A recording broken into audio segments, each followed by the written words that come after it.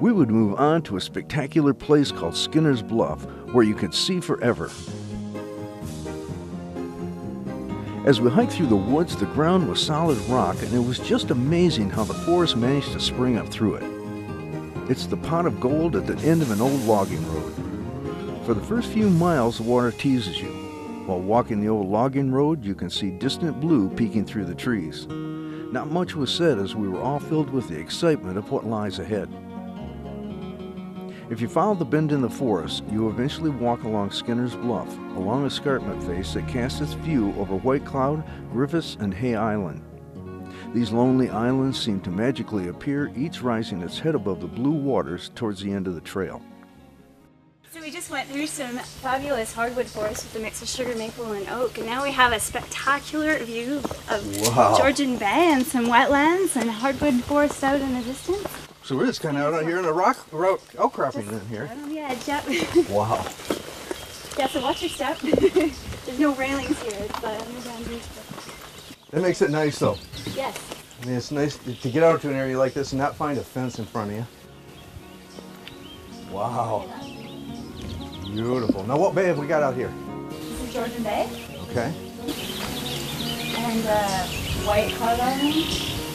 Very nice. Some working farmland here close to us. Okay, that's what this area that's kind of cleared is then, huh? And the wetlands, and you see it's a bit marshy. Oh yeah, you can see that. Yeah, you can almost see the sign of a little creek maybe going through down there too.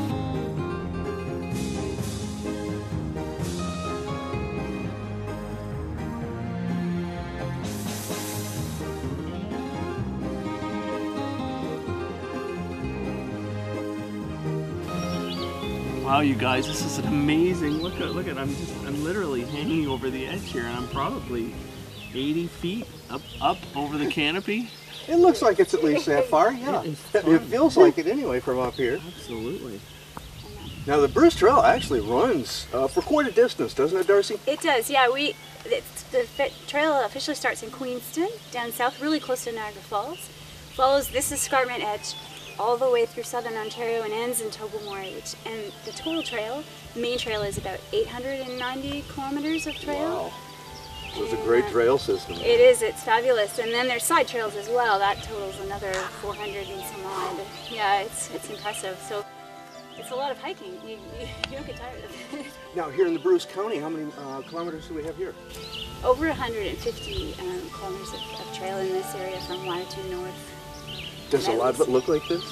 It's a variety. Some of it looks like this, and some of it you get to inland lakes. A lot of it you're as opposed to looking down into field, you're looking right into Georgian Bay, and then you can see beyond because the bay, the water is so clear. You can see down. And that would be just up and farther north. It's like that. Now, people that are going to come up here and would like to try the trail, what's the best way to acclimate them towards it?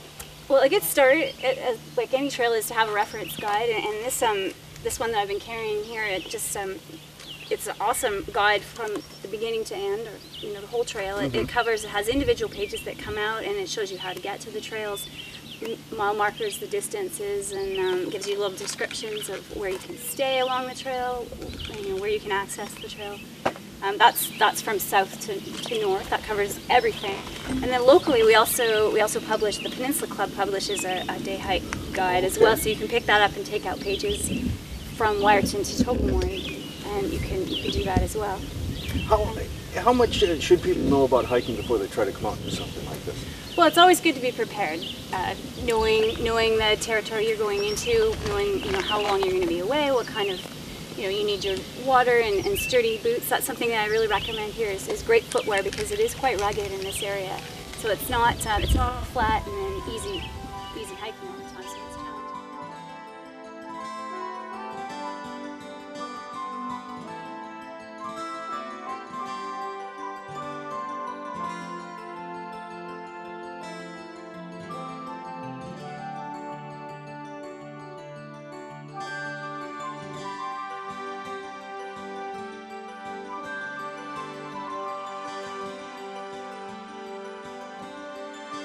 Help them along with it. Sure, yeah. Our club guides hikes as well, and I'm an owner-operator of a campground at Miller Lake at Summerhouse Park, and I take people out every week on hikes.